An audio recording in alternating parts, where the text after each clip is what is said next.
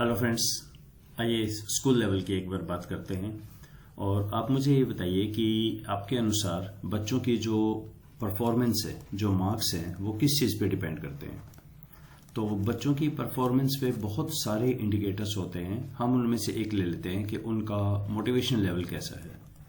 अब यहाँ ध्यान दीजिए, मोटिवेशन लेवल और परफॉर्मेंस ये दोनों एक एक स्टूडेंट के ऊपर डिपेंड करेगी। हर स्टूडेंट का अलग मोटिवेशन लेवल है, हर स्टूडेंट का अलग परफॉर्मेंस है। लेकिन हम सब ने देखा है कि परफॉर्मेंस सिर्फ इस पे नहीं डिपेंड करती, मोटिवेशन ऑफ स्टूडेंट पे, प्लस इसके साथ ही इस पे भी डिपेंड करती है कि क्लास का एनवायरनमेंट कैसा है, टीचर कैसा है। आइए एक बार let's go back to the school. School में एक तो स्टूडेंट्स बहुत ज्यादा होते हैं, लेट्स से n है एक क्लास में 400। तो वो क्या करते हैं कि कुछ सेक्शन बना देते हैं, एक में रखेंगे n 40 रखेंगे और ऐसे ऐसे 10 सेक्शन बना देंगे। अब साइकोलॉजी एक कंसेप्ट आती है साइकोलॉजी के अंदर, असेसमेंट, कि आपको एक टेस्ट लेना चाहिए और ये देखना चाहिए कि बच्चों का लेवल क्या है। आई डोंट नो स्कूल करते हैं या नहीं, या इंट्यूटिवली वो बस चेक कर लेते हैं। तो रफली मैंने देखा है मैक्सिमम में ए सेक्शन जो होता है ये वो वाला सेक्शन होता है जिससे स्कूल को काफी उम्मीदें होती हैं कि ये स्टूडेंट्स बहुत अच्छे हैं, इनके ऊपर एक्स्ट्रा एफर्ट्स करेंगे। शायद प्रिंसिपल वगैरह को टीचर्स का भी असेसमेंट होता है, तो जो बेस्ट टीचर हैं एक सब्जेक्ट के वो ए में लिखे जाते हैं, b c d and so on. यानी बहुत सारे तो ऐसे हैं कि चलो इनसे तो अपनी ना फीस आ रही है, ठीक है, हमें पता है इन्होंने कुछ नहीं करना बच्चों ने, लेकिन फीस आ रही है, इनसे बहुत ज्यादा उम्मीदें हैं सेक्शन ए से। तो इसका मतलब ये हुआ कि हमारा सिर्फ स्टूडेंट सेंट्रिक नहीं है बातें, कुछ चीजें टीचर की भी है, और वो टीचर एक क्लास में तो एक ही है। अब बताइए डाटा एंट्री हम कैसे करेंगे, सोचते हैं इस तरफ। तो अगर मैंने यहां पे लिया है कि ये मैंने ले ली ऑर्गेनाइजेशन को, हम यहां लिख लेते हैं क्लास। तो मैं 3 क्लास की बात करता हूं, तो जिसके अंदर है क्लास, हर एक में 5 स्टूडेंट्स हम लेंगे। तो 1, ये 2 और ये हमारे पास 3, ठीक है। तो 3 क्या एक और होना चाहिए, राइट। अब इनमें क्या है कि हर क्लास में एक ही टीचर है, तो इसमें ए होगा, इसमें टीचर बी होगा और इसमें टीचर सी होगा। और यहां पर है उनकी हार्डवर्क और परफॉर्मेंस। तो हम यहां पे 1 मिनट के लिए रैंडम नंबर जनरेट कर लेते हैं, रैंड बिटवीन। हार्डवर्क कितना करते हैं, 1 से 10 घंटे के बीच में बच्चे पढ़ते हैं, सारे बच्चे, ठीक है। ए की जो परफॉर्मेंस है ये रैंडम है सारे, तो इसको मैं स्टैटिक बना देता हूं, ठीक। परफॉर्मेंस कैसी है, ए की थोड़ी सी ज्यादा परफॉर्मेंस आ रही है, ये 80s में है। बी के अंदर थोड़ा सा कम इनसे, और सी के अंदर थोड़ा सा कम। अब ये देखिए, अगर हम सिर्फ इन दोनों की बात करें, परफॉर्मेंस डिपेंड्स ऑन हार्डवर्क, इन दोनों की हम बात करते हैं, तो ठीक है, आप इसमें रिग्रेशन रन करेंगे। आप देख रहे हैं क्या कुछ इश्यू होने वाला है। मैं सिर्फ इतना देख रहा हूं और लगभग हम सारे ऐसे ही काम करते हैं। इसको बोलते हैं लेवल 1 का मतलब एक एक्स है एक वाई है, दोनों लेवल 1 के हैं। यानी लेवल 1 क्या, स्टूडेंट, मतलब अब हम यहां हर चीज करेंगे लेवल 2 लेवल 1 के कंटेक्स्ट में बात करेंगे। लेवल 2 क्या होता है, जो लेवल 2 वो होता है जो विद इन द क्लास सबके लिए सेम है। देखो यहां एक छोटा सा पॉइंट है, इसको आपने समझना है। इसमें देखो क्या है ये चीज, अगर मैं कहूं टीचर, तो टीचर पहली क्लास में वेरिएबल थोड़ी है, वो तो सेम है सबके लिए। हाँ, अगर 2 क्लास लोगे तो वो वेरिएबल है, क्लास ए और बी 1 और 2, उसमें तो वेरिएबल है, लेकिन एक क्लास में वेरिएबल का है, एक क्लास में तो सेम है सबके लिए। हार्डवर्क और ये तो फर्क है। तो यानी यहां हम ये लिखते हैं कि हमारी सैंपलिंग यूनिट कौन है, और आराम से समझते हैं इस कंसेप्ट को, क्योंकि एक बहुत ही फेमस कोटेशन है, if you start looking at the nesting then you see it anywhere. एक बार आपको देखना आ गया ना, नजरिया ही बदल जाता है जीवन को देखने का, और ये भी समझ आता है हम रिसर्च में कर क्या रहे हैं अभी तक। मैं कौन कौन से ले रहा हूं यहां पे, ये है स्टूडेंट, सैंपलिंग यूनिट, किससे आप बात करते हो, किससे डाटा ले रहे हो, और क्या वेरिएबल है, एक है आपका हार्डवर्क और एक है आपका परफॉर्मेंस, 2 वेरिएबल है हमारे, ठीक है। सैंपलिंग यूनिट यहां पर कौन है, अब ये एक देखेंगे हम कौन है। हम बेसिकली टीचर से लेंगे, और टीचर से हम लेंगे कि भाई आपके इनपुट्स कैसे थे। अब ये जो टीचर के इनपुट हैं, इसकी क्या खास बात है यहां पे, ये with in the class same है और बिटवीन द क्लास ये डिफरेंट होगा। समझ आ रही है बात? विद इन द क्लास कोई वेरिएबल नहीं है, सेम है। बिटवीन द क्लास ये वेरी करता है। तो इससे क्या हो जाएगा? इससे हो ये जाएगा कि ये सीमिंगली आपको दिख रहे हैं ना, ये सारे 80 में है, ये इनका भी फर्क है, एट द सेम टाइम इस टीचर का भी फर्क है। इस बी की वजह से, सी की वजह से ऐसे आ रहा है। यही चीज आपके रिफ्लेक्ट होती है जब आप ऑटो कोरिलेशन चेक करते हैं, स्प्रेड चेक करते हैं रेजिडुअल का। समझ आ रहा है क्या हो रहा है वहां पे? वहां पे इसलिए गड़बड़ हो रही है क्योंकि प्रोसीजर आपको ये कह रहा है नहीं, डाटा में कुछ और भी चल रहा है। ये सारे के सारे ऐसे नहीं है, बिल्कुल रैंडम है, कोई कहीं पे भी है। Rather there is a pattern, कुछ का बहुत हाई है, फिर इनका कोरिलेशन हाई है, इनका हाई है, इसका इससे नहीं है, आपस में कुछ ग्रुपिंग चल रही है यहाँ पे। उस वजह से हम ये कहेंगे अच्छा इनको भी आप कंसीडर करें। अब हम चलते हैं अपने डाटा में वापस एक बारी, और यहाँ पे डाटा में चल के आइए शुरू से देखते हैं। हम यहाँ डीएफ की बात कर रहे थे। डीएफ में अभी तक मैंने कहा एमपीजे पे हॉर्स पावर का फर्क पड़ता है, तो मैंने तो ये ग्रुप तो कंसीडर ही नहीं किया। ये 4 एक ग्रुप के हैं, देखिए 2 में 3, यहाँ पे 3 4 ऐसे हैं ग्रुप। हो सकता है इनका भी फर्क पड़ता हो। अगर ऐसा है तो मुझे ऐसा नहीं सोचना चाहिए कि हो सकता है सबके अलग अलग मतलब रिग्रेशन हो। पहले एक बार मीन चेक करें, क्या सबका मीन सेम है या नहीं है, इसको चेक करते हैं। इसको चेक करने के लिए हमारे पास एक दो हैं चीजें, इसको बोलते हैं समरी स्टैटिस्टिक्स। समरी स्टैटिस्टिक्स, तो समरी स्टैटिस्टिक्स में एक तो आप कर सकते हैं टी अप्लाई, एक फंक्शन है एमपीजी का निकालें अलग अलग ग्रुप के लिए, और क्या यूज करें, मीन को यूज करें।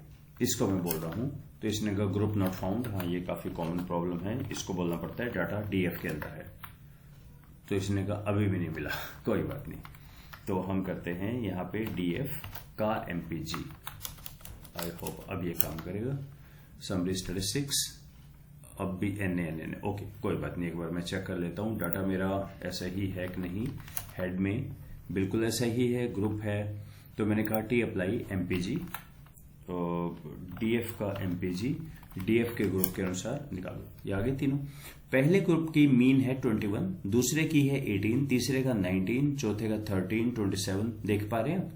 सारे के सारे जो ग्रुप हैं उनका मीन एमपीजी अलग है, पर हम क्या कर रहे थे यहाँ पे, चेक करो। हमने जब यहां रिग्रेशन रन किया था, रिग्रेशन में मैंने कहा मीन सबका 30 है और ये सबका सेम स्लोप है, इसीलिए जिसका जैसे एचपी बढ़ता जाएगा गिरता जाएगा। तो पर मैं कह रहा हूं मीन सबका सेम है। अब यहां पे याद है ना 30 क्या होता है, 30 है जब एचपी नहीं है, 0 है, तो ये इतना होगा। तो ये हम सेंटरिंग में डिस्कस कर चुके हैं कंसेप्ट। तो अभी तो ये कह रहा है कि शायद नहीं है, तो क्या मैं ऐसा करके देखूं, क्या इंटरसेप्ट एक से ज्यादा हो सकते हैं, क्या इंटरसेप्ट हमारे रैंडम हो सकते हैं। रैंडम इंटरसेप्ट का मतलब है क्या ग्रुप का भी इफेक्ट पड़ेगा। इसको चेक करने के लिए हमारे 2 या 3 अलग अलग चीजें आएंगी। पहले तो ये आएगा, अब हम लेवल जब उस पे जाएंगे, यानी मैं ये चेक करना चाह रहा हूं क्या ये फिक्स रैंडम इंटरसेप्ट फिक्स है या रैंडम इंटरसेप्ट एक से ज्यादा है। अगर इसको चेक करना है किसके बिहाफ पे करूंगा, ग्रुप के लिए करूंगा। तो पहले आप ये चेक करें क्या आपका ईटा स्क्वायर ठीक है। ये हमारी पहली कंडीशन होगी इसकी मल्टी लेवल की। सो कंडीशन 1 ईटा स्क्वायर चेक करें। अच्छा, ईटा स्क्वायर क्या होता है, या अब से पहले तो हमने कभी नहीं डिस्कस किया। देखो ईटा स्क्वायर वही होता है जो आर स्क्वायर होता है। R square eta square same होते हैं, सिर्फ आर स्क्वायर होता है रिग्रेशन में, ईटा स्क्वायर हो जाता है। वही चीज हमारी अनोवा के अंदर, समझ लें इस बात को। जो हमारा हमने सम ये यूज किया था, ये हमारा आउटपुट आ गया था। इसी में अगर मैं अनोवा भी लिखता हूं, अनोवा ऑफ x1, तो देखिए ये इसका अनोवा भी आ गया। अब टोटल वेरिएशन कितनी है, आओ देखते हैं। दिस वैल्यू प्लस ये जो 447 है, ये हमारी है टोटल वेरिएशन, ठीक है, 1126.04। ये टोटल जो किसकी वेरिएशन है, ये वेरिएशन है एमपीजी की। इसके अंदर से एक्सप्लेन जो है, जो एचपी ने एक्सप्लेन कर दिया, वो 678 है। तो अगर मैं यहां देखूं 678.37 डिवाइडेड बाय टोटल 1126.04, तो ये हमारा आया 5.38 और 11 था, ये कुछ मिसिंग कर दिया मैंने यहाँ, 1126 पॉइंट दिस था। तो इसने कहा 60 क्या है, ये 60, ये आर स्क्वायर है हमारा। ठीक है, तो हम क्या करते हैं, दिस वन जो एक्सप्लेन डिवाइडेड बाय टोटल, यही चीज एक बार हम अनोवा के पास चलते हैं, अनोवा से समझते हैं यही बात कि ये तो अपने रिग्रेशन का अनोवा किया है। तो अगर मैं यहां पे एक अनोवा रन करूं, a is equal to AOV MPG depends on group और data is equal to DF, ठीक है, और समरी ऑफ A। कुछ समझ आ रहा है क्या कर रहा हूं मैं ये कह रहा हूं कि यहां तो मैंने चेक किया था, मैं सिर्फ आपको ये बता रहा हूं आर स्क्वेयर और ईटा स्क्वेयर सेम होते हैं। आर स्क्वेयर क्या होता है, आर स्क्वेयर हमारा होता है एक्सप्लेन्ड डिवाइडेड बाय टोटल, और ईटा स्क्वेयर यहां मैंने क्या किया था, MPG और HP था, लेकिन मैंने कहा HP ने कितना एक्सप्लेन किया, कितना टोटल था, और वो हमारा निकल के आया था 60%। तो दोबारा देख लीजिए आप एक बारी, मैंने कहा था ये 678 एक्सप्लेन कर दिया, टोटल इन दोनों का है, और वो होता है जो एक्सप्लेन्ड है। अब हम चल रहे हैं यहां पे जिसमें मैंने कहा MPG depends on group. Group क्यों, क्योंकि कंडीशन ये है कि अगर आप ग्रुप को इंक्लूड करना चाहें पहले वो सब्सटेंशियल उनका इफेक्ट होना चाहिए। तो मैंने यहां पे AOV यूज किया, एनालिसिस ऑफ वेरिएंस। ये होता है चेक करने के लिए क्या तीन ग्रुप के अंदर उनका मीन सेम है या नहीं, और AOV होता है हमारा समरी देने के लिए, अनोवा होता है समरी के लिए, AOV है एनालिसिस ऑफ वेरिएंस के लिए। तो ये रन किया तो हमारा यहां पे अब चेक करें, इसको हटाते हैं, समरी ऑफ A इतना आ गया। तो इसमें ग्रुप की वजह से 5.9 एक्सप्लेन हो रहा है, 5.9, और टोटल कितना है 5.9 प्लस 1120.2, ओके, कितना है ये 0.005। और अगर हम यहां पे इसका ईटा स्क्वायर निकालें तो ये हमारा आ जाएगा ईटा स्क्वायर 5.23 इंटू 10⁻, ये यही वैल्यू है एग्जैक्टली, 0.3 है ना, 00523, ये ईटा स्क्वायर है। तो ईटा स्क्वायर पहले काफी सब्सटेंशियल होना चाहिए तब इसको यूज करें। तो कैसे पता लगे सब्सटेंशियल, पहले तो सिग्निफिकेंट होना चाहिए, जितना भी हो सिग्निफिकेंट, यहां तो सिग्निफिकेंट ही नहीं है, इसका ग्रुप वाइज कोई डिफरेंस नहीं है, ठीक है। पहले ये तो डमी डाटा है, हम डमी पे काम कर रहे हैं। और इसी के साथ सेकंड कंडीशन इसकी ये है, कंडीशन 2, कि हमारा ICC काफी अच्छा होना चाहिए, ICC 1।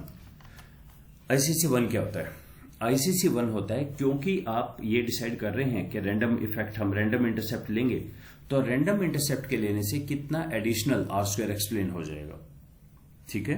रैंडम इंटरसेप्ट को लेने से कितना हमारा एक्सप्लेन हो जाएगा एडिशनल आर स्क्वायर, उसको बोलेंगे ICC 1, इंट्रा क्लास कोरिलेशन इसका नाम होता है। ये कैसे निकलता है और रैंडम इंटरसेप्ट को लेंगे कैसे, ये सारा हम नेक्स्ट वीडियो में देखते हैं। So let's stop here, thank you.